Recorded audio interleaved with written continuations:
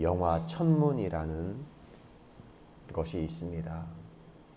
세종대왕과 당시에 함께 살았던 과학자 장영실에 대한 이야기입니다. 세종이 꿈꾸었던 나라는 홀로 뚜벅뚜벅 걸어가는 나라, 자주 독립 국가의 꿈을 세종이 가지고 있었습니다. 그때 당시만 해도 명나라의 시간에 의해서 조선이 종속되어 있었고, 그리고 글자에 있어서도 명나라의 언어인 한자에 의해서 종속된 나라가 조선이었습니다. 인간 사피엔스가 발명한 최고의 작품을 꼽으라고 한다면 저는 언어라고 생각을 합니다. 우리 인간은 언어를 만들어냈고, 언어를 통하여 소통을 하고, 언어를 통하여서 기록을 하고 역사를 기록할 수 있는 그런 지혜를 인간이 만들어냈습니다. 조선의 언어는 있었지만 글자 언어가 없었어요. 그런데 세종대왕이 사랑으로 창조된 한글을 만들었죠. 여러분, 세계에서 유일한 글자가 한글인데, 그 어떤 유일함이냐면 언제 누가 어떤 의도를 가지고 만들었는지 아는 유일한 글자가 한글입니다. 그건 유일한 것이 우리 대한민국의 한글이에요. 세종대왕이 어떤 의도를 가지고 한글을 창제했나? 그가 말하죠. 나란 말씀이 중국과 달라 문자끼리 서로 맞지 아니하다. 이런 까닭으로 어리석은 백성이 이르고자 할 바가 있어도 마침내 자기의 뜻을 펴지 못하는 사람이 많으니라. 내 일을 위하여 가엾게 여겨 새로 28글자를 만드노니 사람으로 하여금 쉽게 익혀 날마다 쓰기에 편안케 하고자 할 따름이니라. 여러분, 인간은 존엄한 존재기에 자기를 표현하고 싶어요. 그런데 이걸 표현할 수가 없는 거예요. 글자를 모르기 때문에. 마침내 자신의 뜻을 펴지 못하는 사람이 많으니라. 내 일을 위하여 가엾게 여겨. 그들을 불쌍히 여겨.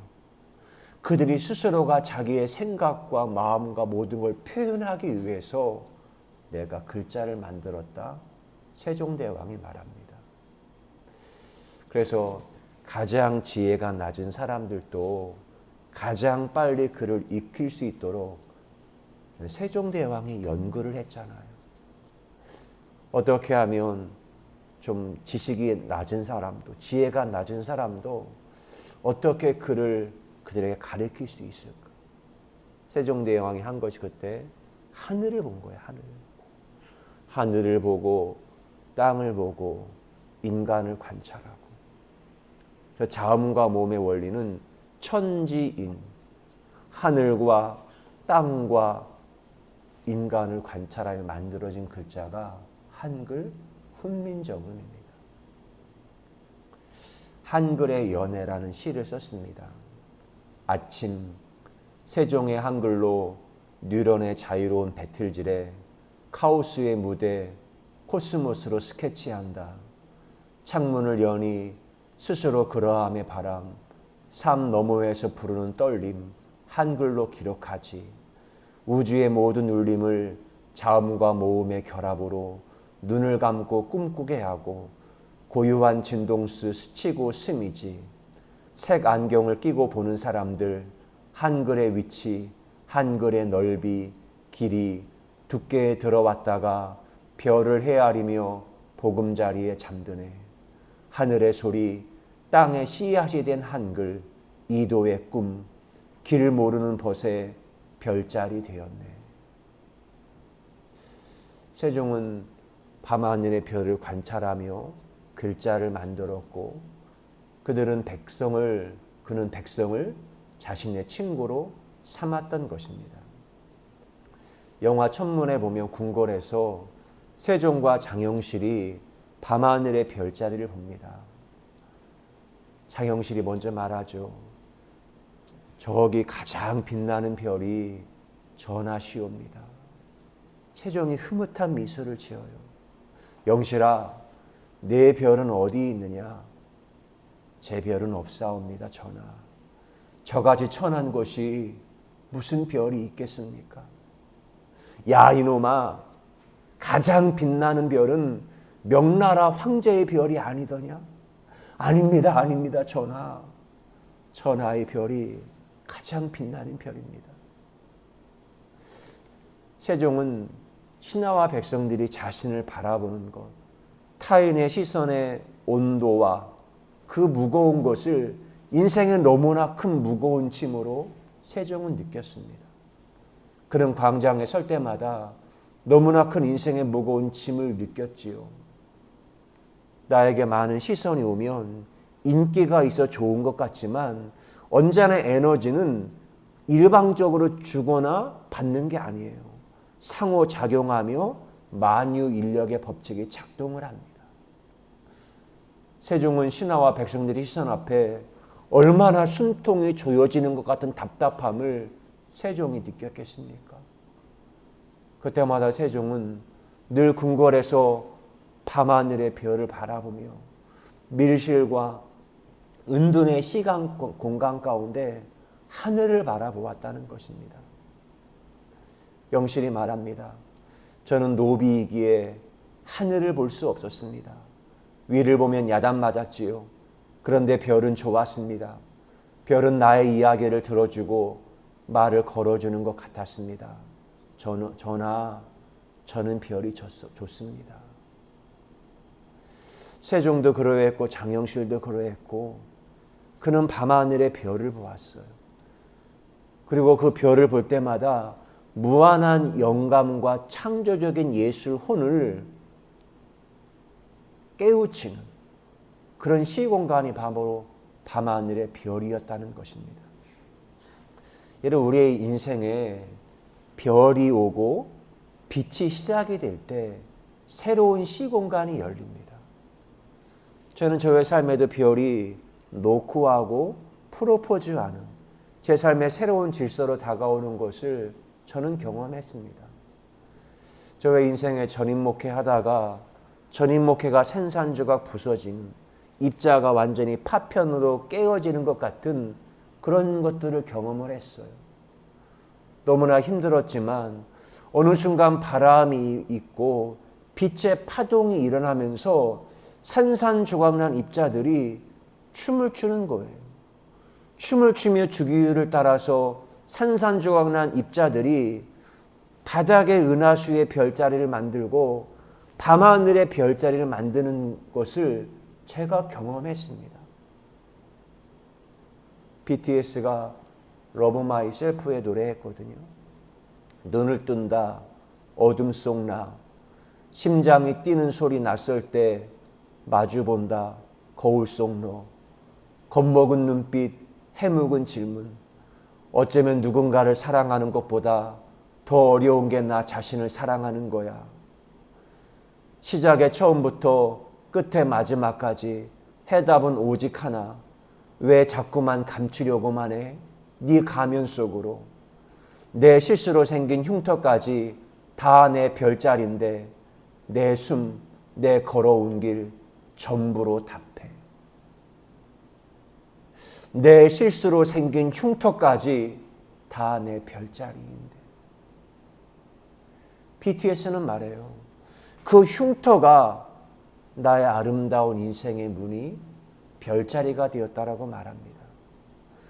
우리 인생은 흉터를 경험하면 그 흉터와 아픔과 고통이 내면화 트라우마로 사로잡힙니다. 그것이 죄책감이 되고 열등감이 되죠. 그리고 세상에 어떤 가면과 화장을 해서 나 자신의 어떤 트라우마와 상처를 막 감추려고 합니다. 근데 BTS의 가사에는 흉터가 별자리 되었다라고 말해요. 저의 인생에 파편 난 것 같은 산산조각 난 부서진 것들이 나의 삶의 은하수로 다가와 새로운 빛으로 시공간을 새롭게 열어주는 겁니다. 빛이 있을 때 내가 어느 시간에 있는지, 어느 공간에 있는지 그걸 인식하게 되고 방향을 찾아서 한 걸음 나아갈 수 있는 것이죠. 이런 빛이 임할 때 빅뱅이 시작이 됩니다. 그리고 새로운 에너지가 만들어지고 새로운 시간과 공간을 살 수 있는 힘을 빅뱅의 순간에 얻게 되어지는 것입니다. 근데 이것이 결코 쉽지만은 않아요. 빅뱅이 시작이 됐지만 그동안 내가 시간의 무게 가운데 시간의 폭력에 노출된 것이 있기 때문에 우리 영혼 몸은 과거의 관성에 의해서 지배당하고 끌려가고 있는 그 모습들이 우리 안에 있습니다. 과거 어렸을 때의 기억을 볼 때 제가 늘 시간을 인식하고 날짜를 인식하는 게 있었어요. 어렸을 때는 그때 뭐 손목시계 이런 것도 없었습니다. 그냥 집에 마루에 하나의 큰 자명종 시계가 있었지요. 그리고 시간을 보면서 흐름을 인식을 했어요. 그리고 거기에 달력이 있을 때 어렸을 때 달력 기억하십니까? 제가 본 달력은요 굉장히 크게 나왔던 농업용 농사력 달력이었어요. 거기에는 양력이 있었고 양력 발효 밑에 음력이 큰 글자가 쓰여져 있었어요. 늘 언제나 양력과 음력을 동시에 보았어요. 저의 때에는 사람들이 친구들이 모두가 다 음력 생일입니다. 왜 사람들이 음력 생일을 아직도 기억하고 있죠? 그때는 양력보다 음력을 더 소중히 여기는 시간에 우리가 살았기 때문에 그렇습니다. 음력은 태양이 아닌 달의 움직임에 따라서 매월 표기를 하는 거예요. 음력에 따라 바닷물, 민물과 썰물, 조석현상, 조석과 사리 현상이 달의 모양에 따라 바닷물의 모양이 달라지는 것입니다. 그리고 바닷물의 모양, 자연의 모양에 따라 우리 인간들은 그거에 맞추어 살게 되었어요. 음력을 따라 가장 친밀하게 다가오는 달의 모양과 바다의 모양을 따라 우리 인간은 시간을 살피고 길을 나섰어요. 근데 그렇게 살았던 제게 그 모든 시간을 확 깨버리는 하나의 시간이 찾아왔습니다. 그게 바로 초등학교 입학했을 때, 국민학교 입학했을 때요. 국민학교 입학했을 때 가장 먼저 배운 노래, 학교 종이 땡땡땡 어서 모이자 선생님이 우리를 기다리신다. 이게 가장 먼저 배운 노래예요. 자연의 시간이 있지만 선생님이 학교 종이 땡땡땡땡 치면 너희들은 무조건 학교 교실에 너희들 모여야 해. 그때부터 이제 인식하는 것은 내가 이제부터 이 세계에 살려면 대한민국에 살려면 자연의 시간이 중요한 게 아니라 누군가가 문명이 규정해 준 땡땡땡땡 종을 치면 그 시간에 내가 맞추어야만이 직장에 가고 학교에 가고 내 생존에 유리하구나 라는 것을 시간의 폭력 가운데 저는 노출되기 시작했던 것입니다.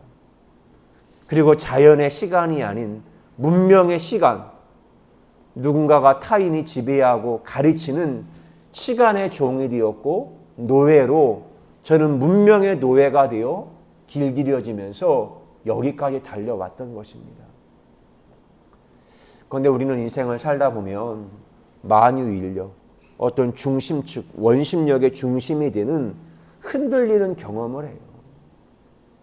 그동안 내가 믿었던 세계관, 그것이 중심이 되어 그 시간에 맞추어 늘 내 삶이, 인간의 어떤 생활 리듬이 늘 바뀌었거든요. 그런데 어느 한 내 인생의 축이 흔들리는 것 같은, 세계의 판이 흔들리는 것 같은 일들을 사람들이 경험을 합니다. 예수님이 이 땅에 오셔서 맨 처음에 하신 외친 말씀이 회개하라 천국이 가까이 왔느니라 라고 말씀해요. 이게 바로 문명의 전환입니다. 회개하라는 건 메타노이야.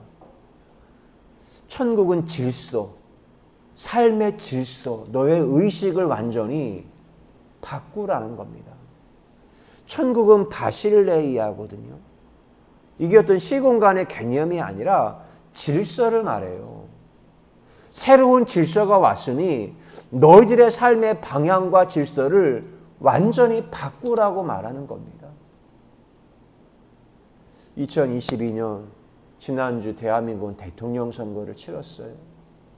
여러분 이미 전 세계는 양자역학이라는 새로운 질서가 전 세계의 흐름이거든요. 그런데 대한민국은 고전역학을 선택을 했어요. 불확정성의 세계가 지배하는 새로운 세계를 선택하지 않고 0.7%의 차이로 고전역학을 지배하는 그 세계를 사람들은 선택을 했습니다. 이제 그곳에 살아야겠죠. 사람과 돈으로 결집된 익숙한 세계, 관성을 따라 사는 세계를 사람들이 선택을 했습니다. 그러나 대전환, 판이 흔들리는 경험을 우리 인간은 이미 하게 되었어요. 그럼 판이 바뀌면, 서식지가 바뀌면 질서가 재편이 돼요. 그 질서가 재편되는 것 가운데 가장 중요한 게 새로운 언어를 배웁니다. 사람들이. 새로운 언어를 배워야만이 생존에 유리하기 때문에 사람은 본능적으로 생존 언어를 배웁니다. 그 중에 가장 하는 게 여러분 우리가 디지털 스마트폰 이 비트의 언어를 배워요. 이 비트의 언어, 디지털 언어를 배우지 못하면 사람들이 생존할 수 없어요. 왜? 이미 이 대한민국과 전 세계 생태계는 디지털, 이진법의 숫자로 표현된 이 언어로 모든 게 작동이 됐고 플랫폼 제공이 만들어지고 작동이 되고 있어요. 그러니까 새로운 언어를 배워야만이 생존하는 거예요. 여러분 우리가 과거에 좀 시간 여행을 한번 해봅시다. 이 지구가 시작된 다음에 사람들이 어렵고 힘들 때마다 병이 걸리고 어려우면 어떻게 했죠? 제사장에 가서 기도를 받았어요. 우리는 말하면 무당을 하고 굿을 하고 제사장이 모든 권력을 가졌죠. 그런데 이런 게 깨진 게 중세시대에 흑사병이 창궐을 했어요. 정확한 통계가 나와 있지 않지만 당시에 유럽의 인구의 3분의 1이 죽었습니다. 사람이 죽으니까 노동자의 임금이 상승해요. 그러니까 영주들이 더 이상 기득권을 지킬 수가 없는 겁니다. 중세를 특징 짓는 두 가지가 봉건제도와 교황권이었어요. 땅을 가진 사람이 최고의 권력자였고 교황, 신을 숭배하는 그것이 모든 질서를 다 장악을 하고 있었습니다. 신앙이 중요했어요. 신이 모든 걸 결정했어요. 그림을 그려도 인간이 그리고 싶은 그림을 그리는 게 아니라 신이 어떻게 모든 사물을 보고 있느냐 그 관점에 의해서 모든 걸 그렸어요. 신이 모든 걸 다 답을 주었어요. 근데 흑사병을 만나고 나니까 사제들도 죽네요. 신을 잘 믿는 한 사제들이 죽어요. 오히려 흑사병 앞에서 질병을 관찰하고 과학적인 사고를 하고 인간의 지혜로 흑사병을 이겨내려고 했던 사람들이 생존력이 훨씬 더 높아지는 거예요. 그것을 흑사병 기간 동안 10년, 20년, 수십 년 이렇게 지켜보다 보니까 사람들의 뇌 구조 가운데 새로운 길과 새로운 빛이 임하면서 그제서 생각의 틈이 여백이 들어와 숨을 쉬는 거예요. 그게 바로 사람들의 의식이 깨어나는 거예요. 아, 외부 세계가 주입해 주는 것을 맹목적으로 신봉하며 따르기보다 과학적 사고, 인문적 사고 가운데 관찰하는 것이 내 건강에, 내 생명에 이롭겠구나. 그런 생각을 하는 거예요. 그때 당시에 피렌체의 대부호 상업이 발달하면서 돈이 봉건 영주만이 아니라 상인들도 돈을 벌기 시작을 했거든요. 그때 메디치 가문이 있습니다. 엄청난 돈을 모았는데 그전에는 교황청에다가 종교재단에 돈을 갖다 바치다가 인간의 탐색하고 관찰하는 게 중요한구나 해서 과학과 인문학과 예술에 거기에 기부를 했어요. 피렌체의 절대 후원자가 됐죠. 그때는 도시국가였으니까. 그리고 당시에 그 후원을 받았던 미켈란젤로, 갈릴레오 갈릴레이가 예술을 꽂혀요. 원근법에 의해서 그림을 그리고 원근법과 과학적 사고로 건축물을 짓고, 갈릴레오 갈릴레이는 망원경을 통해서 적들의 동태를 살피는 것이 아니라 밤하늘의 별을 살피는 거예요. 밤하늘의 별을 살피면서 그때 깨달은 것이 지구, 땅이 중심인 줄 알았는데 아니구나. 태양을 중심으로 지구가 돌고 있구나. 땅이 늘 고정된 것이 아니라 우주가 입체적이고 땅이 움직이고 있구나. 입체적 시간. 나중엔 이것이 아인슈타인의 상대성의 원리에 의해서 시간과 공간에 대한 인식이 완전히 바뀌어요. 지구 중심일 때는 지구가 고정되어 있으면 상하, 높이와 낮이, 좌우가 늘 고정되어 있거든요. 그런데 지구가 돈다고 생각을 하면, 여러분 잘 보세요. 지구가 돈다고 생각하면 위아래가 없어요. 왜? 늘 회전하니까.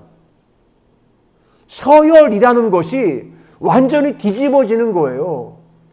지금 내가 생각에는 앞이지만 시간이 바뀌고 지금 회전하면 이거 상이 하가 되고 하가 위가 될 수가 있잖아. 그런데 그거 보다 보니까 이런 시간관의 원리가 이런 마태복음에 나와 있지 않나요? 마태복음 20장에 어느 한 포도원 주인이 일꾼을 구하러 나갔어요. 아침에 일찍에 고용을 했지요.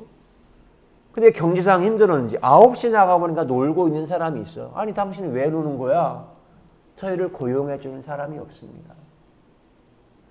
그리고는 정오에도 오후 3시에도 심지어 오후 5시에도 나가보니까 할 일 없이 노는 사람이 있어요. 나중에 와서 일한 다음에 이 주인이 나중 온 사람부터 품삯을 주는데 한 데나리온은 주는 거야. 하루치 품삯을 주는 거예요. 먼저 온 사람은 얼마나 기대했겠지. 나는 12시간 일했으니 그러면 얼마를 받을까? 그런데 주인은 다 똑같이 주었어요. 그러니까 먼저 온 사람들이 불평하지 않습니까? 아니 1시간 일한 사람하고 우리 아침부터 일한 사람하고 어떻게 똑같이 대우할 수 있습니까? 난 약속 어긴 적 없어. 내가 너희 아침 고용할 때 한 데나리온 준다고 했잖아. 맞지요? 난 똑같이 주었을 뿐이에요. 근데 마태복음 20장 천국은 마치 품꾼을 얻으려고 나갔다고 말하거든요. 근데 왜 마태복음 20장의 천국 비유의 이야기를 마태가 왜 한지, 예수님이 왜 하신지 아십니까? 마태복음 19장 맨 마지막에 하나 있었던 사건과 일이 있었습니다. 한 부자 청년 관원이 예수님에게 왔어요. 예수님이 그를 보니까 그에게 가진 힘과 돈과 이게 있기 때문에, 그리고 젊기에 이 사람은 영생을 향해 가깝지 않겠다. 예수님이 그 모든 거 다 버리고 와야 너에게 영생이 있을 거다. 답을 줬어요. 어떻게 하면 영생 얻을 수 있는지. 근데 부자 청년 관원은 가진 게 많기 때문에 근심하여 떠나갔습니다. 그 이후에 예수님이 제자들에게 말씀해요.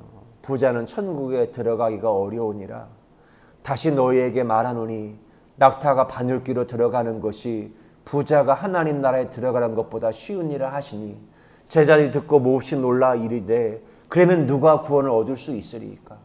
예수께서 그들을 보시며 이르시되 사람으로는 할 수 없으나 하나님으로서는 다 하실 수 있느니라. 이에 베드로가 대답해 이르되 보소서 우리가 모든 것을 버리고 주를 따라 싸운데 그런즉 우리가 무엇을 얻으리이까? 예수께서 이르시되 내가 진실로 너에게 이르노니 세상이 새롭게 되어 인자가 자기 영광의 보좌에 앉을 때 나를 따르는 너희도 12보좌에 앉아 이스라엘 12지파를 심판하니라. 내 이름을 위하여 집이나 형제나 자매나 부모나 자식이나 전토를 벌인 자마다 여러 배를 받고 또 영생을 상속하리라. 그리고는 주님이 하시고자 하시는 말씀하세요. 그러나 먼저 된 자로서 나중되고 나중된 자로서 먼저 될 자가 있느니라. 그 말씀하세요. 주님은 여기 통해서 우리의 시간을 송두리째 모든 것을 완전히 뒤집는 거예요. 그런데 우리의 시간과 공간과 이 모든 에너지의 생각을 뒤집어지는 것이 말씀이 임할 때, 하나님의 말씀은 바람의 파동과 진동이거든요. 그 빛이 파동에 말씀의 빛이 나에게 임할 때, 내 영혼을 울릴 때 그때 사람들에게 새로운 시공간이 우리에게 열린다는 겁니다.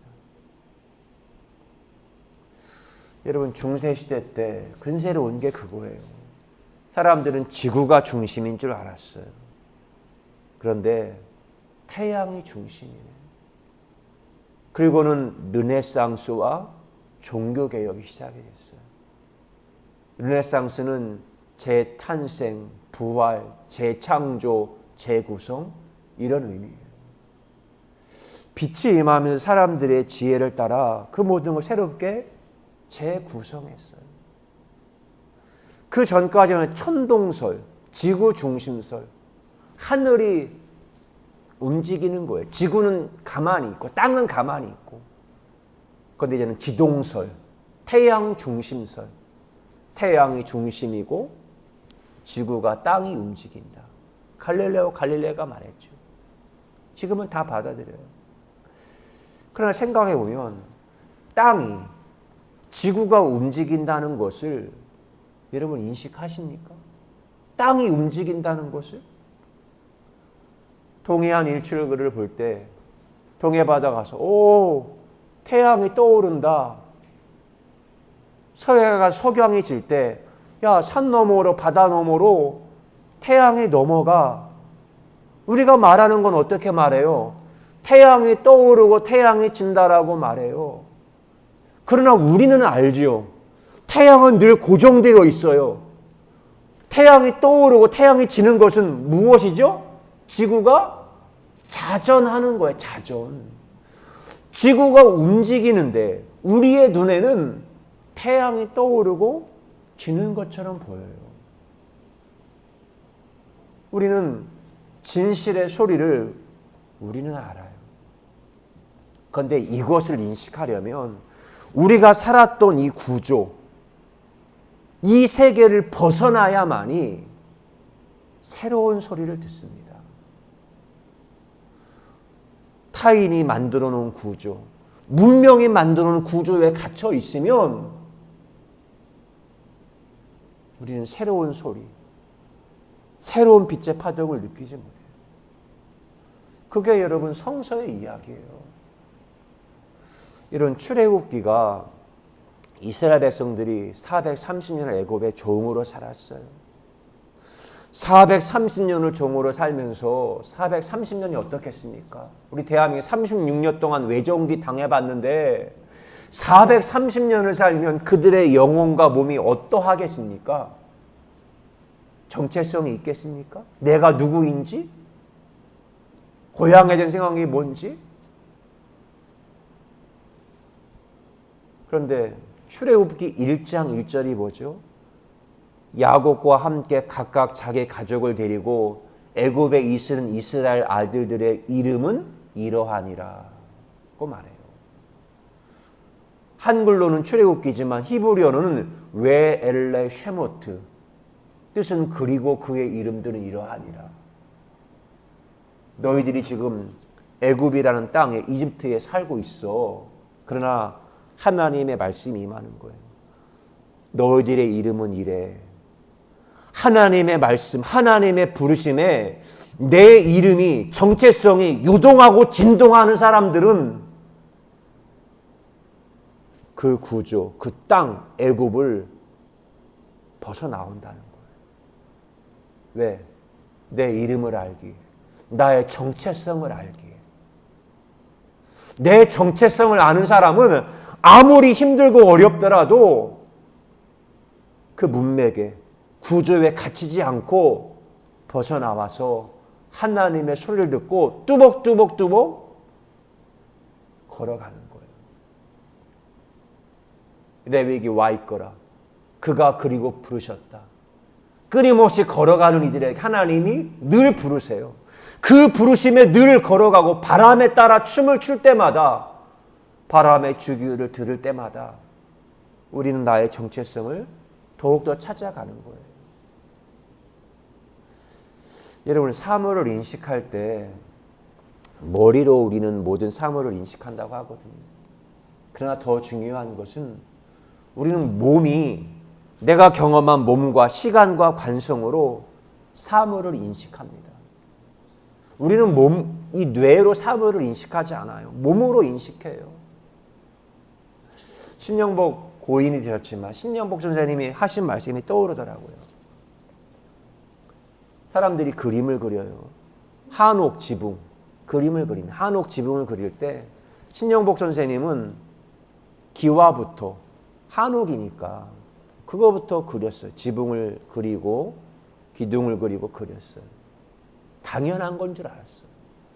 근데 신영복 선생님이 오래도록 목수 일을 한 목수가 그림을 그리는 거 보니까 목수는 주춧돌부터 그림을 그리는 거예요.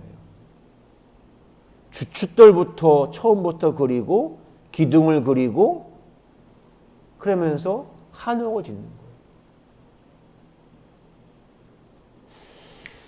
근데 그거 제가 깨달았어요. 아, 그렇지. 우리가 세상을 인식한다는 게 머리로 그리는 게 아니라 몸으로 인식을 하는 거지. 우리는 세상을 볼 때 늘 생존하는 몸으로 보거든요. 저는 우리가 산 곳이 애굽 같은 세상의 문명에 살고 있어요. 그러나 저는 늘 몸이 구조에 갇혀 있지만 저는 바람의 소리 앞에 부르면 그걸 따라갑니다. 그것이 저에겐 즐거움이더라. 제가 이제는 벗어나와 보니까 제가 오래도록 시간의 폭력에 관성에 길들여졌지만 하나님의 말씀이 들려올 때마다 생각하게 되고 질문하게 되고 언어를 통해서 내가 어떤 존재인지, 언어는 존재가 거하는 집이다인 것처럼 언어를 통해 내 존재가 어떤 존재인지 표현하고 글을 쓰는데 이것이 즐겁더라고요. 요한복음 8장에 가늠하다 현장에 붙잡힌 여인이 왔어요. 그때만 해도 지금 구조가 율법주의예요. 서기관과 바리새인들이 음행하다 붙잡힌 자꾸 와가지고는 예수님을 고발할 조건을 얻고자, 예수님을 시험하고자 질문을 던지는 거예요. 모세 율법에 이러한 여자는 돌라 치라 명하였건을 선생은 어떻게 말하겠나이까? 그때부터 대대로 유대인들에게 내려왔던 구조적인 그 율법으로 예수님과 여인을 옥죄는 말을 하고 있는 거예요. 그거에 갇혀 있는 거예요.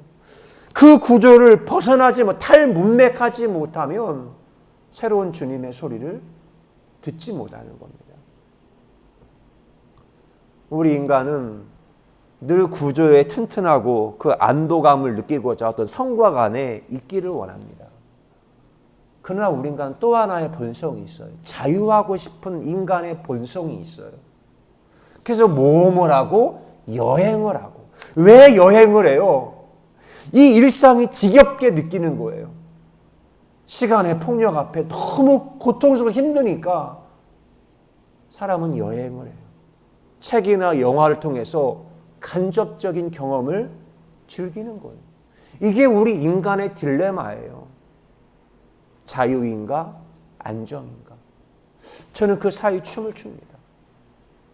저는 요즘에 이곳에서 많이 보는 것이 다큐 공감, 다큐멘터리, 자연의 이야기, 자연에 사는 사람들의 이야기를 보거든요. 근데 왜 그들을 볼까? 나는 문명세계 중심에 있으면서 왜 나는 자연에 살고 있는 저들을 보고 있는 거지? 여러분, 불가에서는 출가한다고 말하잖아요. 사람들이 길을 위해서, 예수님도 너의 본토 친척 아비 집을 떠나 내가 말씀하는 그걸 따라 걸으라. 그 진영과 집을 떠나야 보이는 게 있습니다. 데모노 섹스피어가 맥버스에서 말한 게 있어요. 내가 누구인지 말해줄 수 있는 자가 누구냐? 내가 누구인지 말해줄 수 있는 자 어디에 있느냐? 내가 누구인지 알고 싶어요. 내가 누구인지 말해준 사람이 누굴까요? 근데 그거는 내가 누구인지 알려면 내가 있던 곳을 벗어나서 탈문맥을 해서 나를 보고 내가 살았던 곳을 보아야만이 내가 누구인지 인식을 할 수 있는 겁니다. 여행은 그래서 일상을 낯설게 해서 볼 수가 있는 거죠. 우리는 그동안 내 삶에 너무나 많은 시간의 폭력 앞에 노출되어 있기에 사람들은 트라우마가 있어요. 상처가 있어요. 그걸 인식하지도 못해요. 저는 아내와 대화 가운데 그런 이야기 한 때가 있습니다. 정말 몰랐다고. 과거에 이게 이런 건지 정말 몰랐다고. 근데 그 이야기는 트라우마라는 건요, 본인이 인식하지 못해요. 생존을 위해서 트라우마를 감추고 싸매고 그렇게 하거든요. 내가 그걸 인지하고 인식했다는 것은 이제 그 트라우마에서 내가 새로운 시공간으로 빛이 임하면서 벗어났다는 것입니다. 사람은 트라우마에 갇히면 늘 자기에게 유리한 방식으로 해석합니다. 바리새인 서기관들이 율법을 가지고 자기에게 유리한 방식으로 해석하려고 하는 거예요. 그런데 예수님은 새로운 질서를 하죠. 그래, 맞다. 그렇게 돌로 쳐라. 그러나 너희 중에 죄 없는 자가 돌로 치라. 그들의 생각을 완전히 전복시켜 버리는 거예요. 생각하지 못했던 자기 자신의 안에 감추고 있었던 트라우마, 죄책감, 그 모든 것들을 예수님이 돌 던지고 하려던 사람들에게 직면시키는 것입니다. 그리고 그것을 인식할 때 우리는 벗어나는 거예요. 마태복음은 마태가 하나님의 나라에 대한 이야기를 하거든요. 마태복음의 가장 중심의 메시지는 마태복음 13장 천국에 대한 비유로 마태가 이야기를 해요. 스토리텔링을 해서 하나님의 나라, 새로운 질서가 어떤 것인지. 제가 썸티하고 신앙여행을 할 때 병풍도에 갔을 때 그 맨드레멘 동산에 마태 상이 있더라고요. 그걸 보면서 시간이 지나 숙성이 돼요. 스토리텔링. 사람들은 끊임없이 문제를 스토리텔링하는, 답을 찾는 그게 있거든요. 시를 썼습니다. 스토리텔링. 숨이 몸이 되고, 몸이 바람이 되고, 바람이 경계를 땅 끝까지 꽃피우니 밥상에 맛을 내는 별, 우주의 시공간에 소금을 낳았도다. 기도합니다. 좋으신 하나님 감사합니다.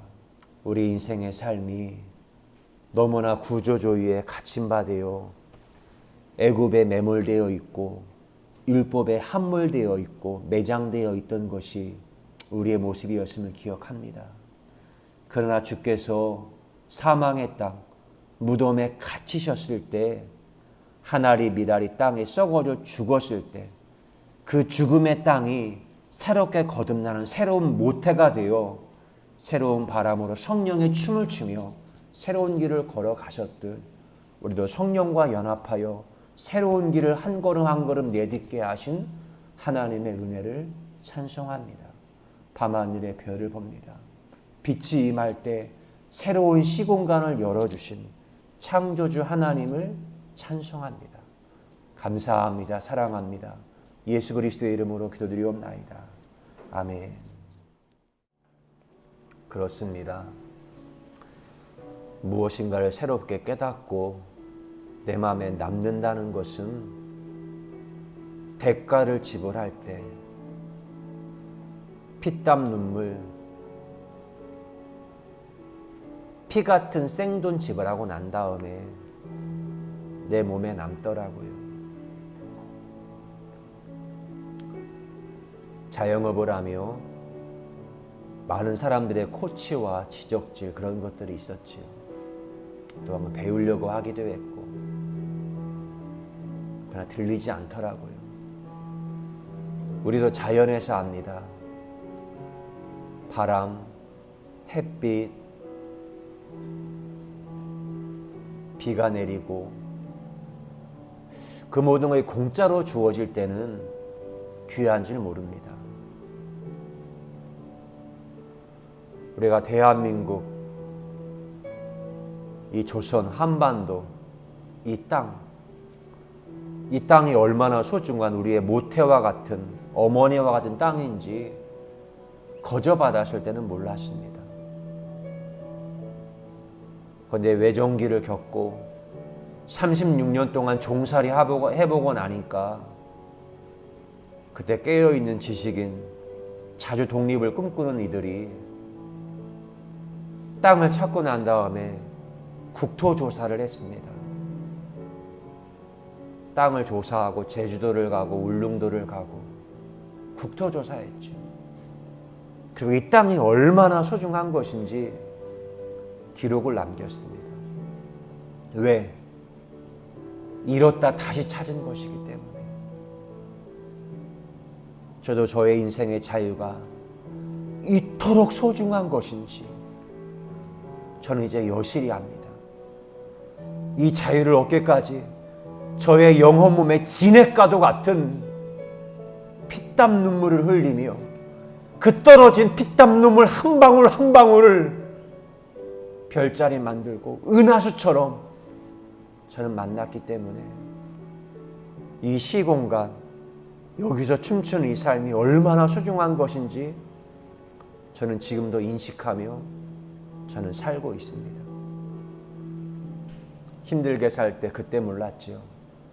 그러나 돌아보니 그 떨어진 피땀 눈물의 방울 가운데 지난 과정의 시퀀스를 보니 어느 날 보여진 당신의 얼굴, 브니엘의 얼굴, 브니엘의 아침을 만납니다. 그리고 그때마다 일상을 늘 새롭게 창조하시는 하나님을 찬송하고 그것이 내 마음의 영혼의 파동으로 노래할 때 시를 쓰며 하나님을 찬송하게 하신 하나님의 사랑에 감사합니다. 하나님, 이 대한민국의 어두움의 터널 가운데 들어왔습니다. 그러나 주님, 이 땅에 여전한 빛이 있고 많은 영혼들의 피땀 눈물을 흘린 은하수 별자리가 있습니다. 그걸 주고받으며 이제 큰 고통을 지불하며 자유와 사랑이 얼마나 귀중한지 깨닫게 하시고 사랑과 사람 사이, 철조망 사이, 증오와 혐오의 사이를 빛과 파동으로 지나며 바람의 노래를 부르는 거룩한 하나님의 백성 되게 하시고 예술인 예배자가 되게 하여 주옵소서. 아무리 힘들어도 바람의 노래를 듣는 거룩한 시인, 예배자, 다윗처럼 시편을 짓는 예배자의 삶을 살게 하신 것 고맙습니다. 이젠 우리의 생명이신 예수 그리스도의 은혜와 하나님 아버지의 크고 놀라우신 사랑하심과 성령님의 감화 감동 유료 교통하심의 역사가 하나님을 예배한 사랑하는 모든 주의 자녀들 위해 영원히 함께 하시기를 간절히 축원하옵나이다. 아멘.